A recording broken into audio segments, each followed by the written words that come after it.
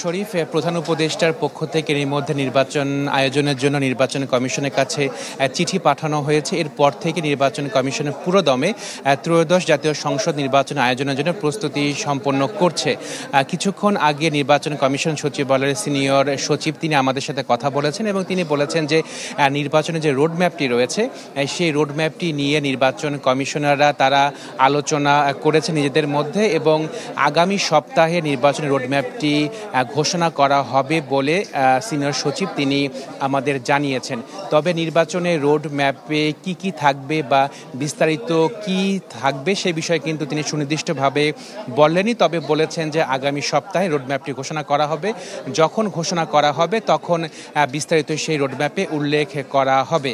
আরেকটি বিষয় যে আগামী সপ্তাহে হয়তো বা নির্বাচন কমিশনের পক্ষ থেকে রাজনৈতিক দল, সাংবাদিক সহ বিশিষ্ট জনদের সাথে আলোচনার আয়োজন করা হবে নির্বাচন কমিশনের পক্ষ থেকে। আসলে নির্বাচনটি কিভাবে সুষ্ঠু, অবাধ, নিরপেক্ষ নির্বাচন করা যায় সেই বিষয়ে কিন্তু আলোচনা করবে বিভিন্ন স্টেক হোল্ডারদের সাথে। এছাড়া সীমানা পুনর্নির্ধারণ সংক্রান্ত বিভিন্ন যে বিষয়গুলো রয়েছে অনেকে এরই মধ্যে সীমানা পুনর্নির্ধারণ সংক্রান্ত বিষয়টি নির্বাচন কমিশনের পক্ষ থেকে সুরাহা করা হয়েছে। অনেকে আপিল করেছেন বা বিভিন্ন আবেদন জমা দিচ্ছেন, সেগুলোই নিষ্পত্তি করা হবে। এছাড়া 22টি নতুন রাজনৈতিক দল হিসেবে নিবন্ধন পাওয়ার জন্য আবেদন করেছে নির্বাচন কমিশনে। সেটি প্রাথমিক যাচাই বাছাই শেষ হয়েছে। এখন আগামী সপ্তাহে হয়তোবা সেটি মাঠ পর্যায়ে যাবে তদন্তের জন্য। এই বিষয়গুলো নিয়ে কিন্তু নির্বাচন কমিশন পুরো ব্যস্ত রয়েছে এই নির্বাচনটি সুষ্ঠুভাবে সম্পন্ন করার জন্য।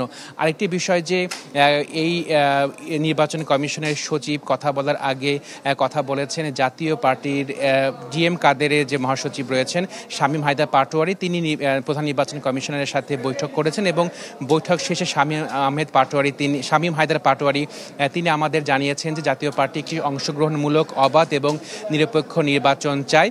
যদিও শামীম হায়দার পাটোয়ারি তিনি বলেছেন যে বর্তমান সরকার, অন্তর্বর্তী সরকার নিরপেক্ষ নয়, তবে তারা মনে করছেন যে নির্বাচন কমিশন নিরপেক্ষ এবং নিরপেক্ষতার সাথে নির্বাচন আয়োজন করবে নির্বাচন কমিশন, এমনটাই প্রত্যাশা করছেন তারা। একটি প্রশ্ন ছিল যে আসলে আগামী জাতীয় সংসদ নির্বাচনে জাতীয় পার্টি অংশ নিবে কিনা বা নিতে পারবে কিনা। তিনি বলেছেন যে বিগত নির্বাচনে অংশ নেবার জন্য জাতীয় পার্টিকে অযোগ্য ঘোষণা করার কোনো সুযোগ নেই। এছাড়া নির্বাচনে অযোগ্য বা যাতে নির্বাচনে অংশ জাতীয় পার্টি করেনি। এছাড়া যেসব দল জাতীয় পার্টিকে নিষিদ্ধ করার দাবি করছেন সেটি দুঃখজনক বলেও কিন্তু শামীম হায়দার পাটোয়ারি তিনি বলেছেন এবং তিনি বলেছেন যে যদি সব দলকে নিষিদ্ধ করা হয় তাহলে নির্বাচনটি কাদের নিয়ে হবে সে প্রশ্নটি কিন্তু তিনি করেছেন।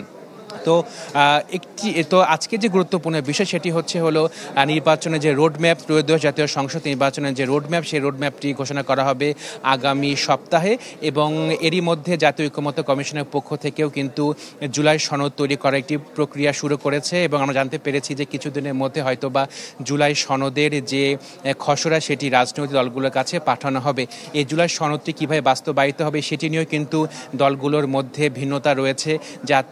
জামাত ইসলামী এবং এনসিপি চায় যে এটি দ্রুতই একটি আইনি কাঠামোর মাধ্যমে নিয়ে এসে যাতে বাস্তবায়ন করা যায় এবং জুলাই সনদ চূড়ান্ত না হওয়া পর্যন্ত, বাস্তবায়ন না হওয়া পর্যন্ত জামাত ইসলামী বা এনসিপি তারা কিন্তু নির্বাচনের বিপক্ষে অবস্থান করছে। একই সাথে বিএনপি তারা বলছেন যে আগামী যে জাতীয় সংসদটি আসবে, যে পার্লামেন্ট গঠিত হবে, তার মাধ্যমে জাতীয় সনদটি চূড়ান্ত করা হবে বলে বিএনপি কিন্তু মনে করছে। তো আসলে জাতীয় সনদটি কীভাবে বাস্তবায়িত হবে, কীভাবে আইনি ভিত্তি দেওয়া হবে সেটি নিয়েও কিন্তু দলগুলোর মধ্যে ভিন্নতা রয়েছে। তো এরই মধ্যেই নির্বাচন কমিশনের সচিবালয়ের পক্ষ থেকে জানানো হলো যে আগামী সপ্তাহে নির্বাচনের যে রোডম্যাপ, সেই রোডম্যাপটি ঘোষণা করা হবে। তবে বিস্তারিত আমাদের কাছে জানানো হয়নি। বলা হয়েছে যে যখন রোডম্যাপটি ঘোষণা করা হবে আগামী সপ্তাহে তখন এই রোডম্যাপে বিস্তারিত জানানো হবে। শরীফ, প্রিন্স, আপনাকে অসংখ্য ধন্যবাদ।